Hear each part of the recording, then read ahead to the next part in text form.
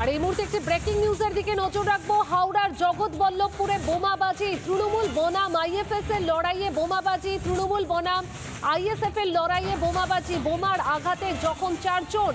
ঘটনাস্থলে জগৎবল্লভপুর থানার পুলিশ। হাওড়ার জগৎবল্লভপুরে বোমাবাজি, তৃণমূল বনাম আইএসএফ এর লড়াইয়ে বোমাবাজি, বোমার আঘাতে জখম 4 জন। ঘটনাস্থলে পৌঁছয় জগৎবল্লভপুর থানার পুলিশ। আবারও খবরের শিরোনামে হাওড়া। আমরা দেখিয়েছি এর আগে যেখানে পঞ্চায়েত প্রধানকে লক্ষ্য করে গুলি চালানোর ঘটনা ঘটেছিল হাওড়াতে। এবার হাওড়ার জগৎবল্লভপুর, সেখানে বোমাবাজি, তৃণমূল বনাম আইএসএফ এর লড়াইয়ে বোমাবাজি, বোমার আঘাতে জখম 4 জন। ঘটনাস্থলে জগৎবল্লভপুর থানার পুলিশ পৌঁছেছে এবং এই ঘটনার পরেই আতঙ্ক ছড়িয়ে পড়ে হাওড়াতে।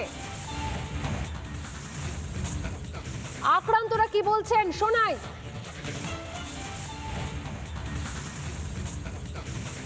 কিছু বোঝা যায় না। আমি রুটি বিস্কুটের দোকানে এসেছি।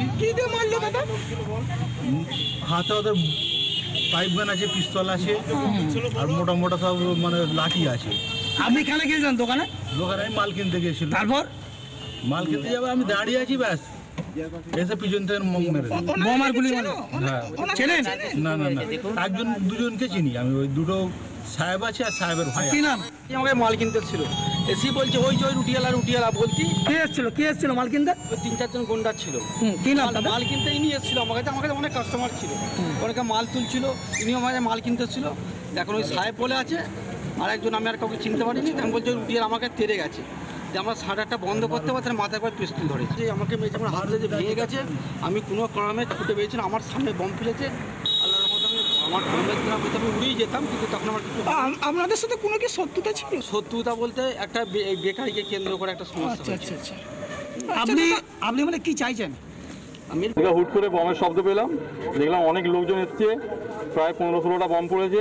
আমরা দেখে পালিয়ে লুকিয়ে পড়লাম।